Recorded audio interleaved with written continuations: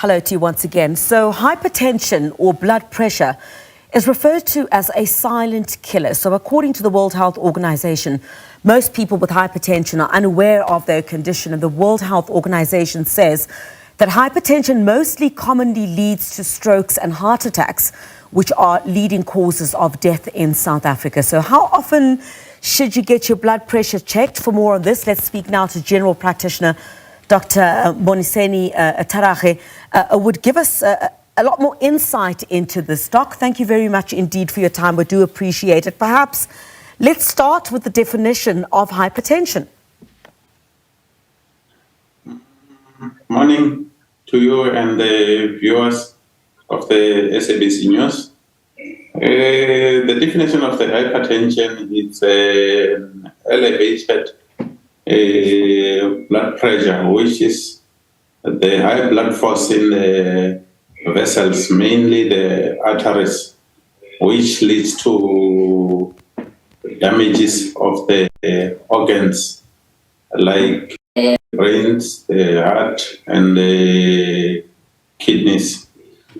And it's true, as you have said, most of the people are unaware about it. And usually it gets diagnosed late, which needs to be checked regularly. And they do need to do regular checkup at least once every 2 years. But if they are at high risk, they need to do it more frequently, like once in every year. The people who are at high risk are like the ones with a family history of hypertension, and the elderly people. Yeah, I wanted to talk about the risks, Doctor, and perhaps also the classification of it.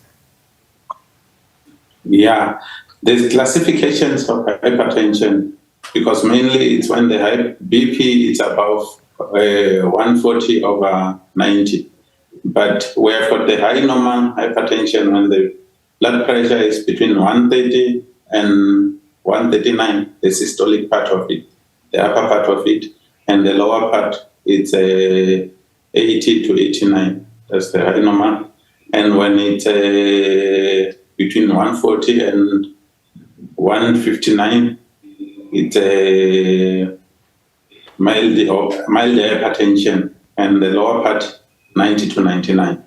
And the moderate hypertension is when it's above between 160 to 179, and those reading. And the diastolic part between 100 and 109. When it's 180 and above and below, it's 120, it's severe hypertension, which is an hypertension emergency, which needs to be managed as early as possible. And it can give rise to symptoms. But most of the patients don't have any symptoms, which means they will be walking around without any symptoms, you see. And then that's why it's a silent killer, because you'll be thinking you don't have anything, whereas the BP is high, and the next thing you can end up collapsing.